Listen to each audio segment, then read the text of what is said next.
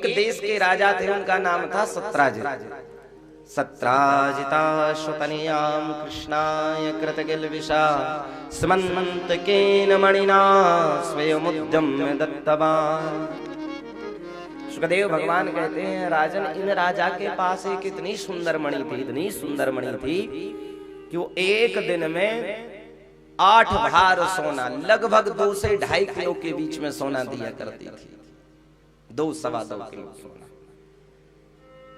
बढ़िया माला पहनी उन्होंने, सूर्य भगवान के उपासक थे, सूर्य भगवान ने मणि दे दी, प्रदान कर दी उनको। रोज पूजा करते, रोज 2.5 किलो सोना रखते, दिन रात उनका ऐश्वर्य वैभव छा गया चारों तरफ। एक दिन भगवान के यहाँ सभा लगी द्वारिका में।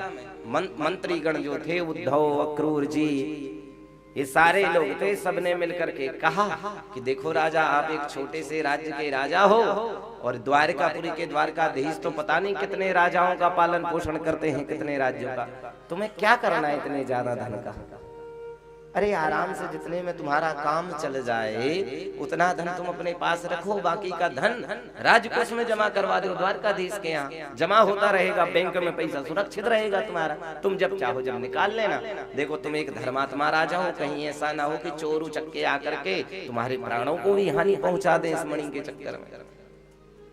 अब भगवान के पुत्रों ने, भगवान के सेवकों ने तो सही शिक्षा दी, लेकिन सत्राजित को वो उल्टा लगा। अरे वाह, सेवा हमने की भगवान सूर्य की, जब तब हमने किया, मणि हमें मिली, कब्जा तुम करना चाहते हो, नहीं दूंगा मणि।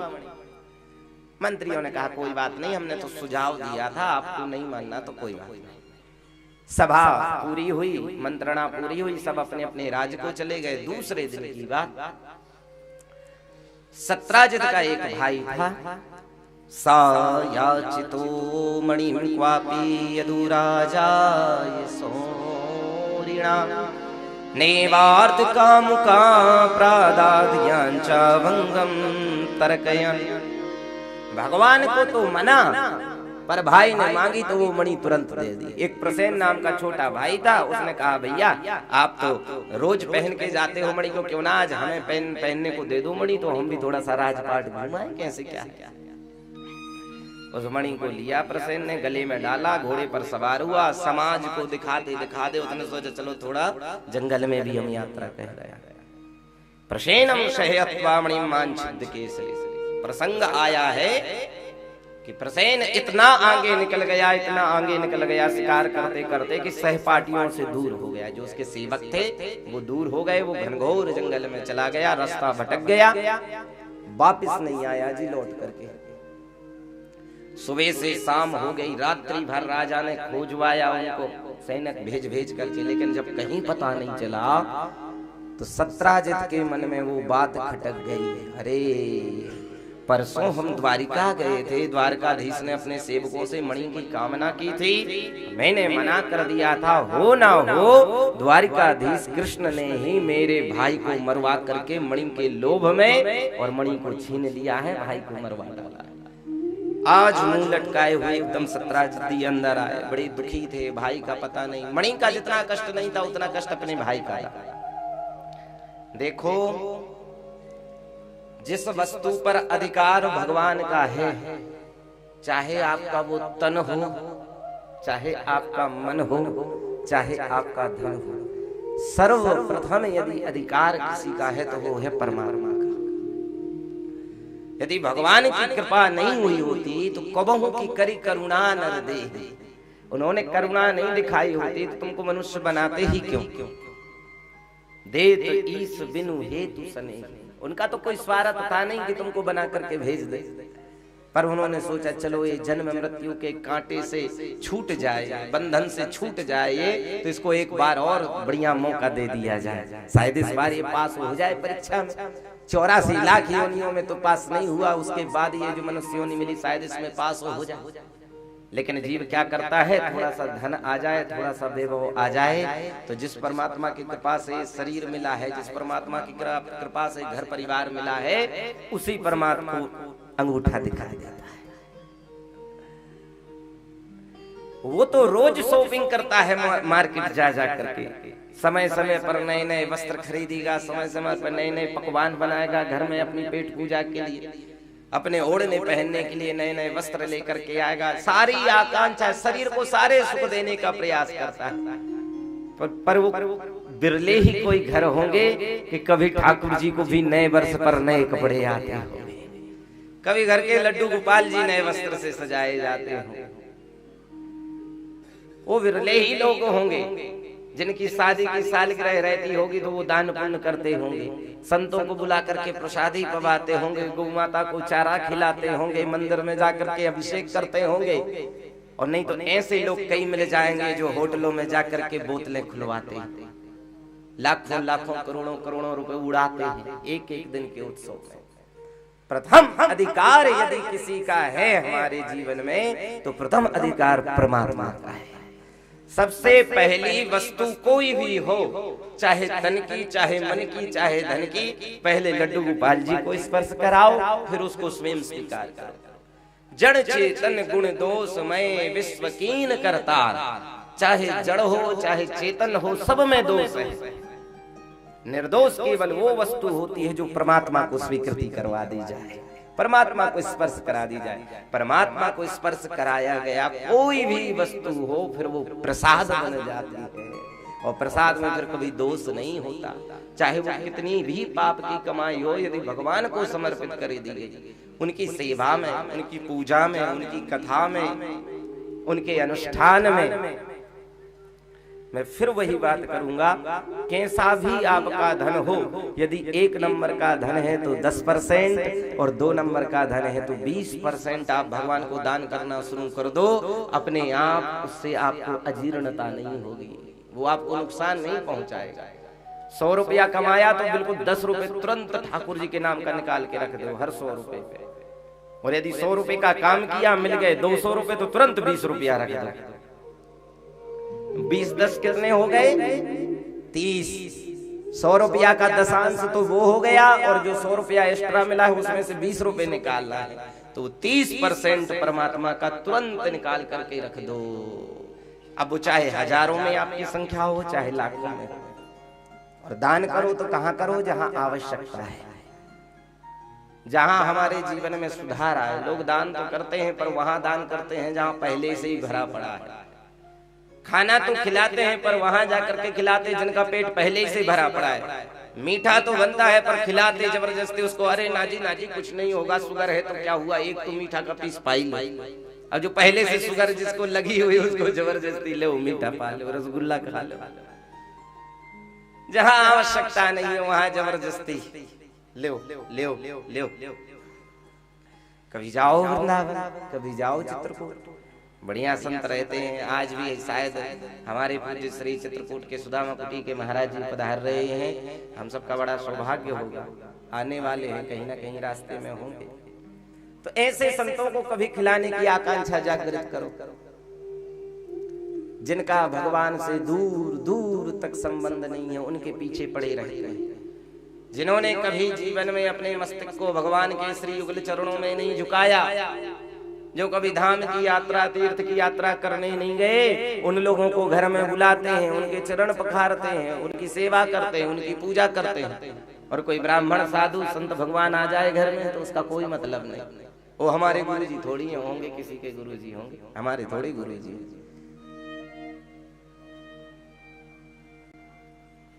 कल हम अंदर बैठे हुए थे, अपने भक्तों को एक प्रसंग सुना रहे थे। ये भी छूट जाता है लेकिन गुरु हमारे आसपास रहते हैं। तो ऐसे ही एक शिष्य रहता था, गुरु जी कहते कि क्या बात है बेटा, पक्का चेला है, एकदम पक्का वैष्णव है। एक दिन गुरु जी उसको कुछ सुबह सुबह से बताएंगे। अब वो शिष्य तो चला गया भिक्षा लेने के लिए। शाम को जब लौट करके आया, और जैसे ही वो लौट करके वहां से आया है तो देख गया तो वृद्ध महात्मा थे। पूछा कहाँ है गुरुजी, कहाँ है गुरु भाई सब हमारे? कहा गुरुजी अब नहीं रहे। गुरुजी का शरीर शांत हो गया है, गुरुदेव भगवान चले गए हैं गंगा जी के तट पर, उनके शरीर को ले जाया गया है, अंत्येष्टि क्रिया होगी। वो एकदम बिलख गया, रोने लगा। अरे गुरुजी ऐसे कैसे जा सकते हैं? गुरु ब्रह्मा गुरु विष्णु गुरुदेवो महेश्वरा, वो तो भगवान के समान है, गुरुदेव तो कभी प्राण त्यागते नहीं है, वो कैसे मर सकते हैं? तुम कैसे बोल रहे हो कि गुरुजी मर गए? हमारे गुरुजी मर नहीं सकते। और हमारे गुरुदेव ने तो कहा था कि हमें एक बात बतानी है, बिना बात बताए गुरुदेव जा ही नहीं सकते कभी छोड़ करके हमको। और तुरंत उसने अपना दान पुण्य का सामान पटका, दौड़ लगाते हुए गंगा जी के किनारे गया। अर्थी पर गुरुजी को अग्नि दान देने वाले ही थे। इतने ही में उसने लकड़ी अकड़ी हटाई, कहा हमारे गुरुदेव मर नहीं सकते, जीवित है हमारे गुरुदेव। और जैसे तैसे सब लोग कहें अरे भैया गुरुजी का शरीर शांत हो गया है। बोले चुप रहो तुम सब, हमारा विश्वास है गुरु भगवान होते हैं, भगवान थोड़ी कभी मरते हैं। अर्थी पैसे ऐसे गोद में उठाया, अपने गुरुदेव को आश्रम में ले आया। आश्रम में लाने के बाद कुर्सी पर बढ़िया सोफे पर बिठाल करके गुरुजी के चरण पकड़े। गुरुजी बात बताओ, आप बिना बात बताए हमको जा नहीं सकते, आप कहीं हमसे दूर कभी आप हो नहीं सकते हैं। बताओ गुरुजी क्या बात बताने वाले? गुरुजी गुरुजी गुरुजी ऐसी पुकार उसकी गई कि यद्यपि उसके गुरुजी साकेत धाम में थे, राम जी के धाम, सेवा कर रहे थे श्री राघवेंद्र सरकार के चरणों की। कहते हैं भगवान ने उसकी पुकार, उसकी करुण क्रंदन पुकार, और गुरुदेव से कहा, उन संत भगवान से कहा, लगता है आपको जाना पड़ेगा। तो गुरुजी उनके बोले भगवान से, प्रभु हमने तो सुना है साकेत धाम जो एक बार आ जाता है उसे कभी लौट करके जाना नहीं पड़ता। यत्र धाम न निर्वर्तन्ते तत्र धाम परमं गता। आपके धाम में एक बार जो आ जाए उसे दोबारा कभी संसार सागर में नहीं जाना पड़ता। फिर आपकी आज्ञा का क्या होगा? भगवान बोले नहीं, मेरी ही आज्ञा है, मैं नियम तोड़ देता हूँ अपने भक्त के लिए। जाओ तुम उसको समझा करके आओ, क्या बात बोलनी थी तुमको बता करके आओ। कहते हैं साकेत धाम से उन संत भगवान को पुनः उनकी आत्मा को भगवान ने गुरुदेव के अंदर प्रविष्ट किया। क्यों? क्योंकि शिष्य का विश्वास था कि गुरु कभी मर नहीं सकते। एकदम प्राण आए गुरु के। गुरु ने कहा बोलो, गुरु जी ने जैसे देखा बोले बेटा विलाप मत करो। कहा हमें गुरु जी विश्वास था आप जरूर आएंगे, अब बताओ ना क्या बात है, क्या कहना चाहते थे? बोले बस बेटा इतना ही कहना चाहता था कि जैसी श्रद्धा तुम्हारी हमारे प्रति है, अपने गुरुदेव के प्रति है, ऐसे ही श्रद्धा समस्त संतों के प्रति हो जाए, समस्त गुरुजनों के प्रति हो जाए। बस यही बात कहने थी। यदि तुम ऐसी श्रद्धा सब संतों के प्रति रखोगे तो हो सकता है कि हम आने वाले समय में हमारा शरीर तो छूट ही जाएगा, लेकिन जब हर एक गुरु में मेरा तत्व देखोगे तो तुम कभी अकेले ही नहीं रहोगे। गुरु जी का सानिध्य सदा सदा के लिए तुम्हारे पास रहेगा। इसलिए हर एक संत महात्मा में देखो। चेला ने कहा गुरुजी ये बात तो उस समय भी बोल सकते थे जब हम जा रहे थे दीक्षा लेने, तभी क्यों नहीं बोल दिए? इतना कष्ट हुआ आपको, साकेत धाम से आना पड़ा। कहा बेटा ये इतनी जरूरी बात थी, ये इतनी जरूरी बात थी कि मुझे दोबारा जन्म लेना पड़ा ये बात बोलने के लिए। तो अब आप सोचो कि साकेत धाम से उन महापुरुष को आना पड़ा ये बात बोलने के लिए। तो इसलिए श्रद्धा सभी में रखो। ये नहीं कि ये हमारे संप्रदाय के हैं, ये दूसरे संप्रदाय के हैं, हमारे गुरुजी तो अयोध्या के हैं, तो वृंदावन के हैं। संत संत होते हैं। महान त्रोत्रस्य आत्मा यस्य सा महात्मा, जिसकी आत्मा महान है वही महात्मा है। वो चाहे गृहस्थी हो चाहे वो व्यक्ति हो। जरूरी नहीं है कि वो लंगोट लगा करके, बड़े बड़े बाल रख करके, जटाएं रख करके, तिलक बिंदी चंदन कंठी माला पहन करके। ये तो संत का स्वरूप है, ये तो ठाकुर जी को प्रिय है ये भेष, इसलिए उस भेष को पसंद करते हैं परमात्मा। बाकी संत यदि क्यों महान बना लिया, और नहीं तो संत बन करके भी यदि आत्मा में परमात्मा नहीं है, सुख नहीं है, शांति नहीं है, मुमुक्षा नहीं है, तितिक्षा नहीं है, करुणता नहीं है, दयालुता नहीं है, सहजता नहीं है, सरलता नहीं है, तो फिर वो संत भेष भी किसी काम का नहीं है। ठाकुर जी सहजता से रीझते हैं, सरलता से रीझते हैं, प्रपन्नता से रीझते हैं। ठाकुर जी ऐश्वर्य भोग से थोड़ी ना रीझते हैं। विदुर के घर भोग छिलकों का लगाने चले गए परमात्मा, पर 56 भोग त्याग दिए दुर्योधन के। दुर्योधन की मेवा त्यागी, साग विदुर घर खाई, सबसे ऊंची प्रेम सगाई। प्रेम के बंधन में बंधने वाले हैं मोहन, प्रेम के बंधन में मोहन बंध गए। आज सत्राजित मानो बैठे हुए हैं, रो रहे थे, विलाप कर रहे थे, मेरे भाई को मार दिया। इतने में उनकी पत्नी शुद्धमती जी आई जी। कहा स्वामी क्यों मन उदास है? अरे बोले मैंने तो सोचा था मेरी एक ही बेटी है, उसका विवाह में अपने यहाँ द्वारकाधीश से सुंदर उसके योग्य कोई वर मिलेगा नहीं मुझे, तो मैंने तो यही सोचा था कि द्वारकाधीश के साथ मैं अपनी बेटी का ब्याह करूंगा, पर अब क्या बताऊं, अब नहीं करूंगा। क्या क्या सपने संजोए रखे थे। मैंने सोचा था कि जब सत्यभामा का ब्याह करूंगा द्वारकाधीश के साथ तो दहेज में ये मणि दे दूंगा, लेकिन उन्होंने जल्दबाजी कर दी, मेरे भाई को मार डाला। पर देवी देखो वो बहुत बड़े राज्य के राजा हैं, किसी से कहना मत। यदि तुमने ये बात कर दी, उनको पता चला कि मेरे ऊपर आरोप लगा रहे हैं, तो वो कुछ भी कर सकते हैं, मेरे को भी मरवा सकते हैं। पत्नी ने कहा ठीक है स्वामी, किसी से नहीं कहेंगे। इतने में सत्यभामा जी आई अंदर। कहा माँ क्या बात है बताओ ना। अब कहते हैं माँ से रहा नहीं गया। कहा देखो सत्यभामा किसी से कहना नहीं, एक बात है। बोले क्या? बोले वो जो द्वारकाधीश है उन्होंने ही तुम्हारे काका को मरवा दिया है, प्रसेन को। अच्छा। बोले हाँ बेटी, पर देखो किसी से कहना मत। इतना सुना तो सत्यभामा को तो विश्वास था कि हमारा विवाह तो भगवान कृष्ण के साथ होना है, लेकिन मन में चिंता हो गई कि अब तो माता पिता ब्याह करेंगे नहीं, तो उदास रहने लगी सत्यभामा। कहते हैं जैसे ही सत्यभामा अगले दिन अपनी सखियों के साथ गई, सखियों ने देखा, कहा सत्यभामा तुम्हारा मुखमंडल क्यों मुरझा रहा है, क्या बात है, क्या दिक्कत है? अब सत्यभामा ने जब बहुत देर तक कुछ बोली नहीं, तो सखियों ने कहा ऐसी सखी ही किस काम की जो कुछ बातों को छिपा करके रखे, बताओ ना। कहा तो पहले वचन दो, किसी से नहीं कहेंगे। उन्होंने कहा वचन की क्या बात है, हम तो वैसे ही बोल देते हैं किसी से नहीं करेंगे, तुम बताओ तो बात क्या है। बोले वो जो द्वारकाधीश है ना, बोले हाँ। बोले उनके साथ हमारा ब्याह होना था। बोले तो? बोले लेकिन उन्होंने हमारे चाचा को मरवा दिया, तो हमारे पिताजी को बड़ा कष्ट है इस बात का, इसलिए अब हमारा विवाह उनके साथ होगा नहीं, बस यही बात है। करणे जपन जना, धीरे धीरे वो बात। पर सखी तुम किसी की छुपती नहीं है, ये श्राप है। फैलते सत्राजित के राज्य से होती हुई द्वारिका के राज्य में पहुंच गई। और द्वारिका के राज्य में जितनी गलती की हमने कभी तुम्हें रोका नहीं, विक्षेप नहीं किया, परंतु आज मुझे कष्ट हो रहा है कि तुमने एक मणि के चक्कर में, क्या कमी है हमारे राज्य में, और तुमने एक मणि के चक्कर में एक निर्दोष को मार दिया, ये हमें अच्छा नहीं लग रहा है। भगवान बोले अरे दाऊ भैया तुम भी आ रहे हो। बोले दाऊ भैया वाली बात नहीं है, समाज में बहुत किरकिरी हो रही है बेटा कृष्ण, इसलिए अब तुम जाओ, यदि तुम निर्दोष हो तो साबित करके दिखाओ। भगवान आज तक चुप थे, बहुत पहले पता चल गया था कि ये आरोप मेरे ऊपर लगा है, लेकिन चुप थे भगवान। लेकिन जब घर वाला ही शंका करने लगा तो भगवान को फिर चिंता हो गई कि जब घर का व्यक्ति ही हम पर शंका कर रहा है। और सुनो, नीति कहती है कि संसार के लोग कुछ भी कहें कोई बात नहीं, लेकिन जिस दिन घर के रूठने लगे तो फिर बिल्कुल समझ लेना कि अब समस्या अपने सिर से ऊपर निकल रही है।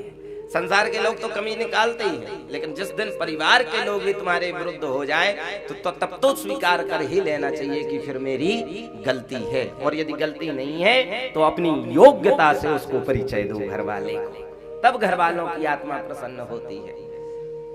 कहते हैं भगवान कृष्ण ने अपना सारथी लिया, दारुक को, रथ बड़ा है, गए हैं उस दिशा में जिस दिशा में प्रसेन गया हुआ था। दृश्य देखा प्रसेनम सहियम हत्वा मणिमांछिद्य केसरी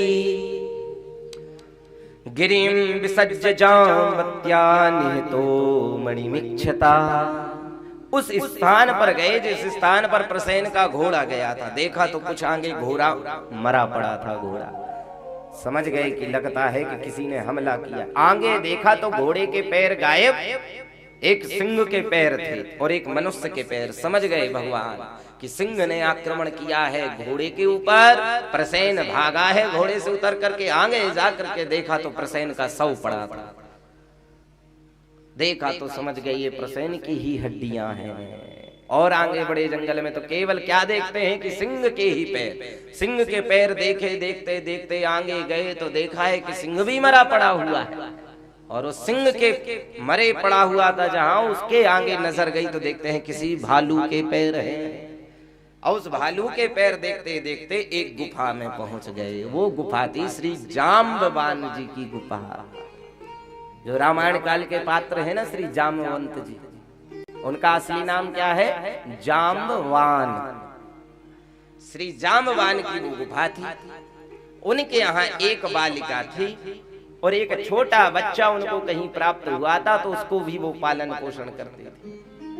भगवान गए उस गुफा में, अंदर प्रविष्ट हुए। अब भगवान ने आज तक वो मणि देखी नहीं थी कि मणि है कैसे। भगवान ने तो कभी देखा भी नहीं, सत्यजित के गले में भी नहीं देखी थी वो मणि की है कैसे, पहचाने कैसे। तो उसी समय क्या हुआ, वो जो बालिका बालक को क्रीड़ा कर रही थी, उसको खिला रही थी, वो रो रहा था बालक, और वो कन्या कह रही थी, अरे बेटा तू क्यों रोता है, ले एक खिलौना। और वो मणि उसके हाथ में दे रही थी बालक के। अब वो बालक तब भी रोए जा रहा था। अब भगवान कैसे जाने कि यही मणि है। तो उसी समय वो जाम्बवती जो थी वो बोली कि देखो ये कोई साधारण घड़ी नहीं, ये साधारण मणि नहीं है, ये वही मणि है जिसके सूर्य की उपासना करके सत्यजित के पास गई और प्रसेन के द्वारा सिंह का हमला हुआ प्रसेन पर, और आगे सिंह को मारा है हमारे पिताजी ने, जाम्बान जी ने। और ये इतनी कीमती मणि तुम्हारे पास है, तुम क्यों रो रहे हो इतनी कीमती मणि पा करके। भगवान को विश्वास हो गया कि यही सिमंतक मणि है। भगवान ने उस मणि को मांगने के लिए उस देवी के सामने गए। अब जैसे ही जाम्बवती के सामने भगवान खड़े हुए ना, तो जाम्बवती एकदम घबरा गई। क्यों? क्योंकि उसने अपने जीवन में पहली बार किसी पर पुरुष को देखा। जाम्बान जी के अलावा उसने कभी किसी को देखा ही नहीं। और एकदम कोई पुरुष आ जाए, अचंभित व्यक्ति सामने खड़ा हो जाए तो घबरा जाएगी। उसकी आह निकल गई, चीख निकली, और ऐसी चीख निकली कि जाम्बान जी दूर थे, तुरंत छलांग लगाते हुए अंदर आए, पूछा ना ताछा और सीधे भगवान पर टूट पड़े, कृष्ण पर। और झगड़ा हुआ जी, कहते हैं 27 दिन लगातार झगड़ा हुआ। अब भगवान बेचारे पहचान गए थे, वो मारे ना कि ये तो मेरा चेला ही है राम रूप में जाम्बान। अब इनको मारेंगे तो संसार में क्या संदेश जाएगा कि भगवान को मार दिया, भगवान ने अपने शिष्य को मार दिया। तो भगवान केवल प्रहार बचाते और छोड़ देते उनको। जाम्बान जी को आया क्रोध, एकदम से जाम्बान जी ने मुष्टिका का प्रहार किया। भगवान ने उस मुष्टिक को, हाथ को ऐसे पकड़ा जाम्बान जी के, और पता नहीं कैसे ऐसे मरोड़ा कि एक ही बार मरोड़ने में और एक उनके गर्दन पर ऐसे घूंसा मारा जाम्बान जी को, एक एक हड्डी उनकी तड़ तड़ तड़ तड़ तड़ तड़ आ गई और नीचे जमीन पर गिर गए।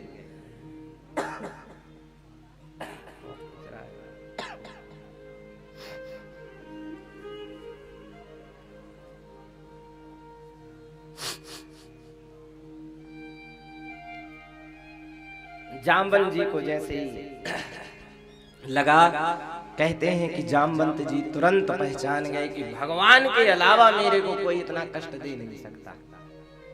मैं इतना बलशाली हूं कि रावण को एक ही घूंसा लगाया था जाम्बवंत जी ने, एक ही में बेहोशी छा गई थी।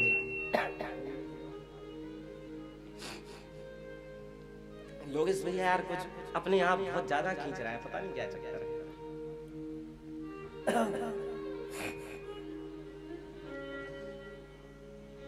भगवान ने राम रूप में दर्शन किया, कहा बड़ी देर कर दी, 27 दिन लग गए तुमको पहचानने में मुझको। अरे पहले ही पहचान जाते। कहा प्रभु आप बता तो देते। बोले तुम सुनने को तैयार ही कहाँ थे जाम्बान जी, तुम तो आए सीधे टूट पड़े मेरे ऊपर। समस्या यही है, भगवान तो अपने आप को जनाने के लिए तैयार है, कृपा करने के लिए तैयार है, पर हम उस कृपा के पात्र ही नहीं बन पाते हैं। हम उनकी कृपा को हम पाना ही नहीं चाहते। भगवान तो कहते हैं कि भक्तों ने कहा ही है कि ते जानहु देव जेहु देव जनाई, जानत तुम ही होई जाए। तो भगवान तो कृपा करने के लिए तैयार है, पर जीव कभी जाता ही नहीं।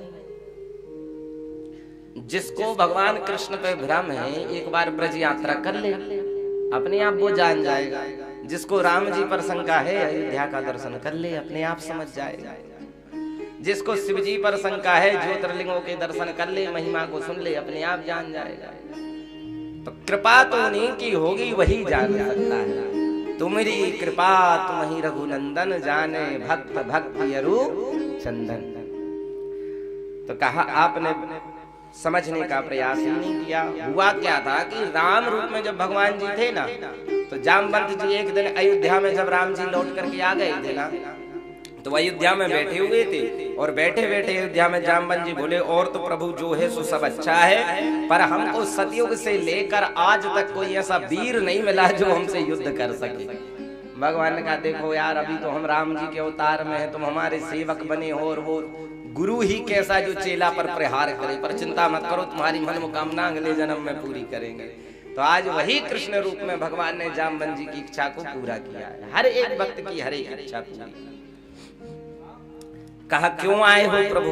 बोले, बस ये मणि का संबंध जो है ये फंसा हुआ है पेट, मणि का आरोप लगा है चोरी करने का। ये मणि तुम्हारी बेटी के पास, महिमा क्या है प्रभु इस मणि की? अरे बोले, ये 2 किलो सोना देती है, यही तो इसकी महिमा है, यही तो ये माया है। इसी के चक्कर में भगवान भी फंसे हुए हैं, मैं खुद फंसा हुआ हूँ। बोले, अच्छा प्रभु, तो फिर सुनो प्रभु, मणि को तो मैंने अपने बल से जीता है, और मैं चाहता हूं कि मेरे यहाँ एक ही बेटी है, धन संपत्ति तो मेरे यहाँ है नहीं, ले दे के ये मणि ही है। और आपने बताया है कि 2 किलो सोना देती है, तो बताओ जिसको वरदान में 2 किलो सोने वाली मणि मिल जाए, वो ऐसे ही दे देगा क्या किसी को? बोले, तो बोले, प्रभु अब तो हमारी शर्त है। बोले, क्या? बोले, शर्त ये है कि मैं गरीब आदमी कहाँ से अपनी बेटी का ब्याह करूंगा, जामवती का?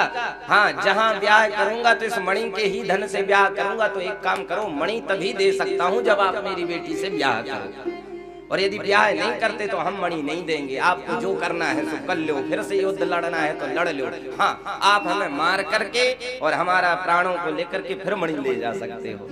भगवान ने कहा, अब ले, फिर समस्या। ये है हमारा चेला, अब हम इसको कैसे मारें, कैसे मणि दें? और दोष लगा है, कलंक लगा है चोरी का। अब यदि मणि नहीं ले जा रहे तो वहां दोष लगेगा, और इधर इस भक्त को मार रहे तो समस्या है। जामवंत जी को समझाया कि देखो जामवंत जी, हमारा पहले ही लक्ष्मी स्वरूप रुक्मणी जी के साथ ब्याह हो चुका है, हमें ब्याह नहीं करना। और ये बताओ जामवंत जी, हम कैसे कर लें तुम्हारी बेटी से ब्याह? भालू की पुत्री कैसी लगेगी? भालू की पुत्री तो भालू होगी ना, बड़े बड़े रीछ, बड़े बड़े बाल, बड़े बड़े दांत, नाखून। हंसेंगे सारे लोग द्वारिकाधीश पर कि क्या कमी थी जो इससे ब्याह करके ले आए। भगवान संशय में फंसे। तो कहा, प्रभु तो फिर ये लोग खड़ग, आप हमारी गर्दन काट दो, फिर मणि ले जाओ। कहते हैं भगवान ने कहा, चिंता नहीं करो, अच्छा चलो ठीक है, ब्याह करने को तैयार हूं, अपने भक्त के प्राणों के लेने के लिए तैयार कभी नहीं होगा। भगवान तो अपने भक्तों को तारते हैं, मारते थोड़ी है। कहा, अपने भक्त के लिए मैं संसार का अपयश झेल लूंगा, कोई बात नहीं, चलो लाओ तुम्हारी पुत्री का हाथ मेरे हाथ में। जामवती का हाथ भगवान के हाथ में रखा, मंत्र पढ़ दिया, संकल्प हो गया, विवाह करके मणि दहेज में देके जामवंत जी ने विदा कर दिया। दारुक ने देखा, प्रभु ये कौन है? जो रथ चलाते थे भगवान का, दारुक, प्रभु ये कौन है? बोले, तुम्हारी गुरु माँ है, ये दूसरी रानी है द्वारकाधीश की। बोले, प्रभु काहे हंसी कर रहे हो, मजाक कर रहे हो? ये सत्य है दारुक? बोले, हंसी हो जाएगी प्रभु, क्या कहेंगे समाज के लोग, भालू की पुत्री से ब्याह करके आ रहे हैं। भगवान ने कहा, अब जो होगा सो होगा, अब क्या करें, चलो स्थिति ही ऐसी है, मणि नहीं मिलती यदि ऐसा नहीं करते। आए भगवान के दिमाग में वही चल रहा था, लोग क्या कहेंगे, लोग क्या कहेंगे, लोग क्या कहेंगे। दारुक को रथ रोका भगवान ने द्वारिका के पहले, कहा हम यहीं रुके हैं, दारुक जाओ तुम द्वारिका, वहां रुक्मणी होगी, उसका शादी का जोड़ा रखा होगा बढ़िया, जाओ उससे मांग लाओ, कहना भगवान कृष्ण ने मांगा है। अब पूछें किस लिए मांगा है तो कह देना कि एक दूसरी रानी आ रही है द्वारिकाधीश। दारुक जल्दी गया, रथ खड़ा करके पैदल भागते दौड़ते हाँफते गया, बताया रुक्मणी जी को सारी सूचना दी। रुक्मणी जी तो एकदम चकित हो गई, हाय प्रभु क्या गलती हो गई होगी मेरे से, कहाँ मैं भगवान को संतुष्ट नहीं कर पाई। अरे मेरे में तो कोई कमी है ही नहीं, भगवान ने क्यों दूसरा विवाह कर लिया होगा। अनेक अनेक बातें उनके दिमाग में घूमने लगी। हो सकता है हमसे बड़े घर की हो सकता है हमसे ज्यादा सुंदर हो। और मानो अंतिम में उन्हें यही विश्वास हुआ कि हो ना हो हमसे तो ज्यादा ही सुंदर होगी, तब ना भगवान उन पर आसक्त हो गए, तब ना भगवान उनसे ब्याह कर रहे हैं। तो हमें लगता है हमसे खूबसूरत है दूसरी रानी, क्या करें, एकदम घबरा रही थी। पर भगवान है, मन में सोचा ठीक है, द्वारिका के राजा हैं, वो कुछ भी कर सकते हैं, उनको कोई रोक थोड़ी सकता है। दुखी मन से उनने अपना साड़ी जोड़ा, वो श्रृंगार सब निकाला संदूक में से और दारुक के हाथ में दे दिया। लो गए, भगवान ने वहां जामवती का श्रृंगार किया, बढ़िया एकदम साड़ी से ढक दिए, एक भी अंग ना दिखे, हाथ भी ना दिखे, ऐसा श्रृंगार किया। और कहते हैं अब भगवान द्वारिका में प्रवेश कराए जामवती को। जामवती जी जैसे ही आई, भगवान ने कहा चलो लाइन से सबका आशीर्वाद मांगो।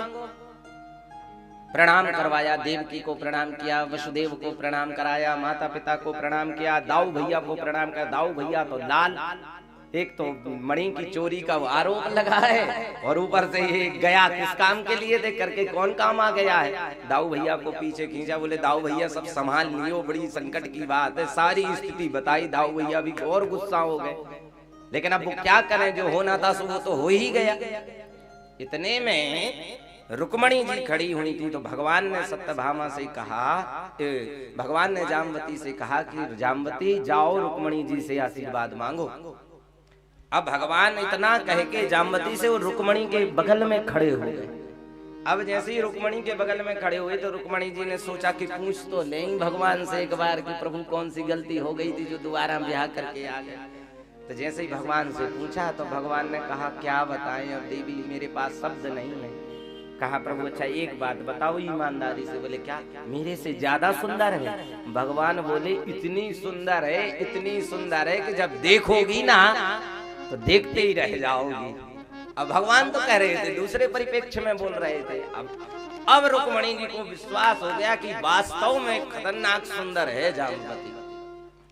अब जैसे ही प्रणाम किया तो भगवान का आशीर्वाद दो ना रुक्मणी, तुम्हारा अधिकार है, तुम बड़ी कन्या बड़ी पत्नी हो, तुम आशीर्वाद दो, वो छोटी बहन है तुम्हारी, आशीर्वाद दो। जैसे ही ऐसे कहा तो रुक्मणी जी को मिल गया मौका कि हो ना हो है हमसे ज्यादा सुंदर। तो रुक्मणी जी ने आशीर्वाद में है पता क्या दिया, बोले मैं रुक्मणी भीष्मक की पुत्री द्वारकाधीश की पत्नी आशीर्वाद देती हूँ इस नई रानी को, ये ना मेरे से कम सुंदर हो ना मेरे से ज्यादा सुंदर हो, मेरे समान ही सुंदर बन जाए, जिससे द्वारकाधीश का प्रेम दोनों में बराबर रहे, ना कम हो किसी में ना ज्यादा हो। ऐसी कृपा करवाते हैं भगवान, जिस पर कोई कृपा, भगवान चाहते तो भगवान भी तो सुंदर बना सकते थे, लेकिन ये सामंजस्यता बिठाने के लिए, परिवार में सुख चैन अमन करने के लिए रुक्मणी जी से आशीर्वाद दिलवाया भगवान। और एक भालू की पुत्री क्या बन गई, लक्ष्मी स्वरूपा बन गई जामवती। और फिर जैसे ही मुखमंडल देखा तो मानो रुक्मणी जी और जामवती जी में कोई अंतर नहीं, सारे द्वारिकावासी पुष्पों की वृष्टि की। ऐसे भगवान का दूसरा विवाह हुआ। अब बताओ क्या भगवान ने जबरदस्ती ब्याह किया? लोग कहते हैं भगवान तो रसिया थे, बड़े विवाह करते थे। ऐसा नहीं है, स्थिति परिस्थिति के अनुसार उनके ब्याह होते गए। सत्राजित को मणि लौटाई, सत्राजित को बड़ा कष्ट हुआ, क्या करें प्रभु हमें से गलती हो गई, झूठा आरोप लगाया। सारे लोग कहने लगे अरे इस सत्राजित ने अपमान किया है द्वारकाधीश का, इसको समाज से बहिष्कृत कर दो, इसको राजाओं की लिस्ट में से हटा दो, प्रताड़ित करने लगे। नारद जी एक दिन आए, कहा सत्राजित क्या बात है? बोले प्रभु बड़ी गलती हो गई भगवान कृष्ण पर, द्वारकाधीश पर आरोप लगा करके। तो बोले सारे लोग हमको कोस रहे हैं। बोले एक काम करो, जब सारी दुनिया तुम्हारे विपरीत हो जाए तो फिर एक सहारा अपना लिया करो। जब कोई भी दुनिया का लोग तुम्हारा साथ ना दे तो फिर तुम परमात्मा के हो जाओ, उनसे संबंध बना लो। बोले कैसा संबंध? बोले जाओ तुम भगवान के साथ अपनी पुत्री का ब्याह कर दो सत्यभामा का, और भगवान बन जाएंगे तुम्हारे दामाद, तो किसी समाज वाले की हिम्मत नहीं होगी कि तुम पर उंगली उठा देंगे। रिश्ता जोड़ लो, संबंध कर लो भगवान।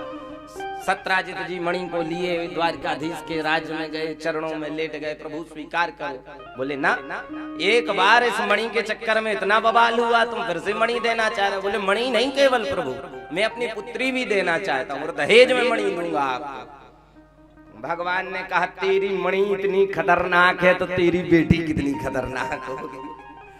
बोले दूर रख दो, दूर हो जा, मैं नहीं भैया स्वीकार करता। मैं क्या करूंगा तेरी बेटी के साथ ब्याह करके, वैसे ही दो ब्याह हो चुके हैं। अब वो घबराया कि भगवान तो मना कर रहे। कहा प्रभु यदि आप स्वीकार नहीं करेंगे हम मेरी बेटी को, तो मैं आपके चरणों में सिर पटक पटक करके अपने प्राणों को त्याग दूंगा, इसकी हत्या आपको लगेगी। भगवान ने कहा अच्छी समस्या है, भगवान के चरणों में कोई गिर गिर करके प्राण त्याग दे तो क्या दोष लगेगा? भगवान के चरण मारने वाले हैं कि भगवान के चरण तारने वाले हैं? भगवान के चरण सदैव कल्याण करने वाले हैं। भगवान ने कहा अच्छा ठीक है, प्राणों को मत त्याग, ला तेरी बेटी का हाथ में पकड़े लेता हूं। तो बढ़िया सुंदर व्यवस्था के साथ सत्यभामा जी के साथ ब्याह हो गया।